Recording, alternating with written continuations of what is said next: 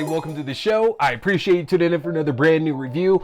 Don't forget, every Wednesday night from now until Halloween at 8:30 p.m. Mountain Standard Time, I'm a brand new set of spooky streaming suggestions for you to go and check out. We are almost to the end of our Halloween season, but I know a lot of you are still trying to cram a lot more in. Let me do that work for you. I got all the great suggestions here for you. Some stuff you've seen, some new stuff for you to go and check out as well too. I'll tell you where to watch it every Wednesday night. But don't forget, throughout the week, I'm still going to have all of my horror reviews for you, whether it's movies, TV shows, games, books, whatever I am checking out. You don't want to miss any of that. Hit that subscribe button, but the best way to stay on top of all of this is to get subscribed to my Linktree. And you can do that by going to linktr.ee/tscarymovie. If you get subscribed to my Linktree, that's going to give you access to the YouTube page for the video versions of the show, your favorite podcasting platforms, the audio-only version of the show, to my Letterboxd page for my written reviews and movie rankings throughout the year, to my TikTok page for my short horror content, including movie premieres and movie news, to my Twitch page for my horror gaming, including The Thing Remastered and Phasmophobia, and to my Fangoria shop page where you can enjoy a 20% discount off anything in the Fangoria shop, including a yearly subscription to the physical magazine. Take advantage of that, folks. Hit that subscribe button, as the more followers I get, the more content I can put out for all of you. So, what are we talking about here tonight? Well, if you caught my Terrifier 3 review, folks, I decided that I was going to do a double feature once I got back from vacation, and the other side of that Terrifier 3 snack that I decided to get was Smile 2. So, let's not waste any time. Let's jump on into things here. Folks, Smile 2 focuses on pop sensation Skye Riley, who is preparing her comeback after a tragic car accident that took the life of her then partner. As Skye begins to practice and rehearse for her massive world tour that is set to begin, she finds herself cursed by an entity that causes folks to kill themselves before passing it on to somebody else. Can Skye find out a way to stop this curse before the tour is ruined? There it is, folks. That is Smile 2. And like I said, this is gonna ruin the world tour. So I talked about the original Smile a couple years back. I was not huge on it. I did enjoy it, and I think that Parker Finn had a lot of really great ideas in there, and it's a great story of mental health and how that can show itself in a number of different forms and of different ways, and the way that we deal with that, and combine that with a little bit of gaslighting and how we can't make right from wrong, can't see which way is up. Nothing is making sense at all. And Smile 2 very much seeks to further that even more, but instead it adds these mental health problems into the throes of addiction, as well as we find out that Skye Riley is also a recovering addict who has had issues in the past, both alcohol and drugs. And already, if you've seen the original Smile and how that affects its victims, you can already tell that that's very much going to be something that this entity is looking to capitalize on, because it finds a way to torment its victims for a number of days, driving them absolutely insane, to where it's almost like they're ready to accept their fate at that point, because anything would be better than the hell that they have managed to place themselves in. Now, with the first film, what made that interesting was the fact that our protagonist in that one, Rose, didn't really have a proper support structure around her. Trying to deal with her various mental health issues while still being a mental health professional, and when this curse is placed upon her, she's stuck in a place to where not only is the curse tormenting her, but those around her aren't really helping her out that much either. Now, of course, there's still her ex-boyfriend Joel, the police officer played by Kyle Gallner, who is pretty much the only person in that movie that was there supporting her, but it took a while for even him to come around to the reality of what Rose was dealing with. And it's a very different situation this time around with Skye Riley, as Skye does have this support structure around her. A lot of that is because, yes, she is a pop star, and if she fails, so many people around her end up failing as well too, so it's in everybody's best interest to make sure that she's taken care of. But I thought that was interesting because in reality, Skye finds herself being just as much alone as Rose was in the first film. And this is all conveyed through a amazing performance by Naomi Scott, who you might know from Aladdin or Power Rangers, doing excellent work here as pop sensation Skye Riley. And I feel bad in a way because I feel that she might have been at a bit of a disadvantage in terms of marketing with this, because, you know, only a couple months prior we had M. Night Shyamalan's Trap, which kind of focused, there's not a lot of similarities there, but it was also based around this pop star who played a huge part to the actual plot of that film itself. And I know me, at least, like seeing these two like trailers back and forth there for both of these, everything started to blur together. But they give Naomi Scott so much more to do here in this film, obviously being our protagonist. And seeing what she's doing to try to keep on her road to recovery, and that even though she is dealing with this curse upon her that's driving her crazy, she's still not slipping with that. That really spoke out to me, because I do feel that Parker Finn, who again is back for directing and writing duties, could have taken an easy shortcut and shown Skye to maybe fall right back into her same old habits.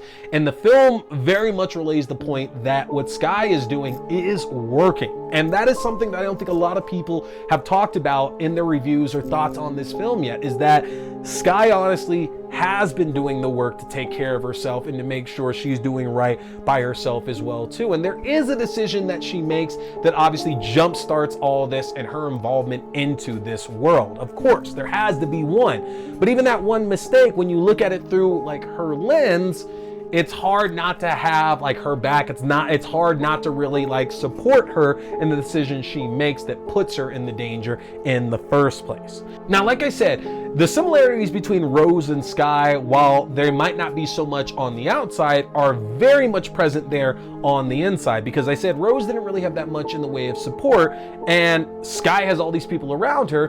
But what's kind of interesting though is that she's still really the only real character that we have in this film, and that's not by any way disparaging the performance that Rosemary DeWitt puts in as Skye Riley's mother Elizabeth, or that Miles Gutierrez Riley puts in as her assistant Joshua. It's just that this film very much wants to dedicate its runtime to Skye.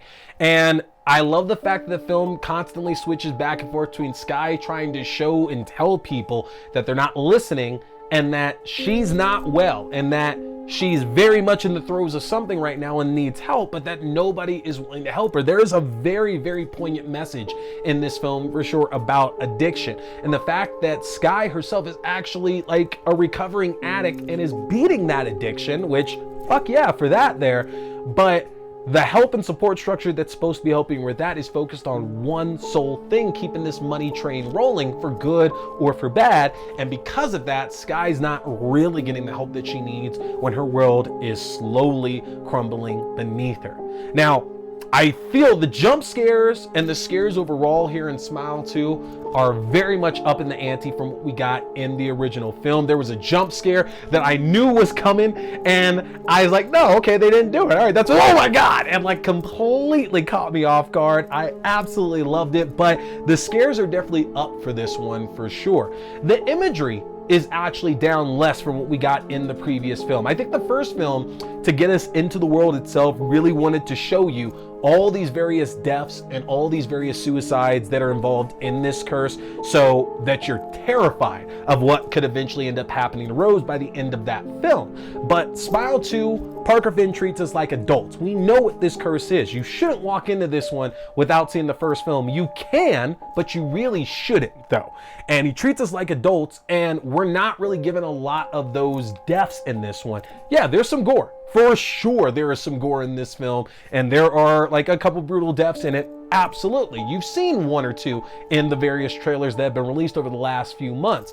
But again, that's not really the focus of the film. Instead, we just get so much more time with our protagonist, Skye. And that is great for everybody, because again, this is a wonderful performance from Naomi Scott. Believe the hype on this one. She does amazing. And coming from seeing Terrifier 3, I love the fact that we got to see two different characters dealing with this entire like terrible world that they live in, and showing the repercussions of these scars that they have, whether they be physical, whether they be mental. They're both dealing with so many scars, Sienna and Skye, and there's so many similarities between the two of them for these franchises not really having much to do with anything at all. Now, if you're wondering, does this really does this expand the mythology of the entity, the demon, the creature, the spirit, whatever you want to call it at this point that we learned about in the first film? In ways it definitely does. I think one of the big issues here is that the film goes for some grand swings and it lands the majority of them, but the problem is that it also puts it to a point where I don't know if I could really be not interested, but I don't know how believable a third film in this franchise would truly be. Like, I think Parker Finn wrote a phenomenal ending here to Smile 2, but as much as folks might think, like, okay, cool, that should mean Smile 3 should be easy there, I don't know if that's the right move for this one, honestly. Because as I said, one of the big parts of this is that Skye is telling everybody around her that she needs to stop and that she needs help and she doesn't want to keep on doing this thing and nobody's listening to her. And for some reason, when that kept getting brought up over and over, I started feeling like, is this Parker Finn trying to tell us something about this franchise and about how he got the second film out, but that's kind of it? And he needs to be done for himself at this point? I don't know. That's a theory that I have for myself, honestly. Y'all let me know in the comment section there what you think of the ending and honestly whether or not you'd even be interested in a third film. Because for me, I feel that it's at a point to where we can leave this story off with this amazing buildup that we got and tremendous reveal. Like, y'all, again, I cannot offer any more words because I do not want to get into spoiler territory with you. This will be totally worth the watch. Believe me when I say this is absolutely worth the watch to get to the ending of this film for sure. But it ends in a way to where we don't need a third one at all. And again, it does everything the first one did, but so much better. And it's hard not to say it's not one of the better horror films that we've got in this entire year. And a lot of that, again, is because of Naomi Scott. So go and check that one out in theaters right now, folks. Again, Smile 2, you can go see that one. And let me know in the comment section here what you thought of that ending for a chance to win an Abigail Funko Pop that I'm going to be drawing at the end of the month, folks. I appreciate you tuning in for another brand new review. My name is T. We've been talking scary movies. Stay scared.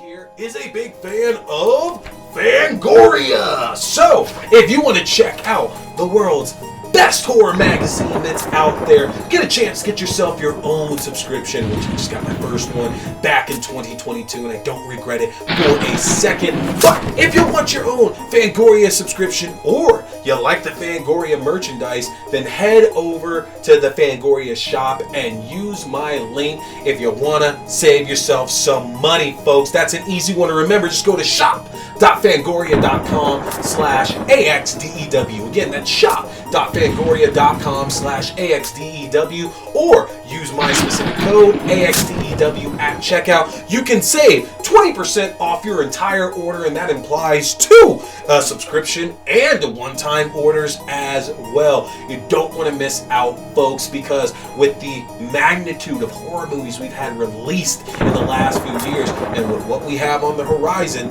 Fangoria is going to be your #1 source for all that great, juicy, bloody information in the world of horror. So again, head to shop.fangoria.com. Hey there, folks! Thanks for tuning in to T Watch This Scary Movie. I appreciate you checking out another review or movie news, whether we're talking movies, TV shows, books, or games, whatever, it's all scary. Remember, you can check out new episodes every Wednesday night at 8:30 p.m. Mountain Standard Time on the YouTube page for video. That's youtube.com/C/Theron Reynolds Scary Movie. Again, youtube.com/C/Theron Reynolds Scary Movie. And you can check out the audio version on all your favorite podcasting platforms. Just search T Watch the Scary Movie or TWASM. Don't forget, my name is T. We've been talking scary movies. Stay scared.